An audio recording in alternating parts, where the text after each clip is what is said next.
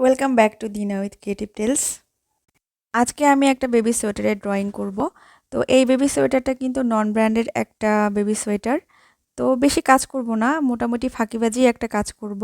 ভিডিওটা আমি drawing plus hand embroidery দুটোই রাখতে চেয়েছিলাম। যখন আমি এডিট করতে বসি তখন ভিডিওটা এত বড় হয়ে যাচ্ছিল, যার জন্য আমি সংক্ষিপ্ত করার জন্য দুই পার্টে এই ভিডিওটা দিব। ড্রয়িং করতে বসেছি, আমি ডিরেক্ট এখানে ড্রয়িং করার চেষ্টা করছি। তো যে পেনটা এখন নিয়েছি এই পেনটা আমি চেঞ্জ করলাম। পেনটার কালি শেষ হয়ে গিয়েছিল সম্ভবত।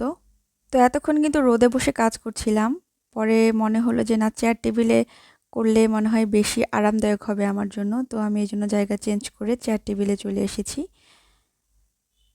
তো দেখতে পাচ্ছেন আমি অলরেডি ড্রয়িং করছি।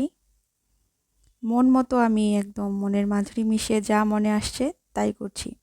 আসলে আমি এখানে স্ট্রবেরির একটা মোটিভ ফুটিয়ে তোলার চেষ্টা করছি। তো এবড়ো থেবড়ো ডিজাইন দেখে চিন্তার কোনো কারণ নেই। এর ভিতরে যখন কাজ হবে সুতার কাজ, তখন এবড়ো থেবড়ো ডিজাইনগুলো ঢেকে যাবে সুতা দিয়ে।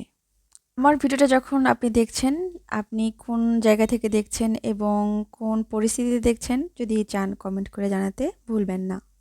তো আমি অনেকটা ড্রয়িং করে ফেলেছি। আমি একটুখানি ইভেন্ট করার চেষ্টা করছি।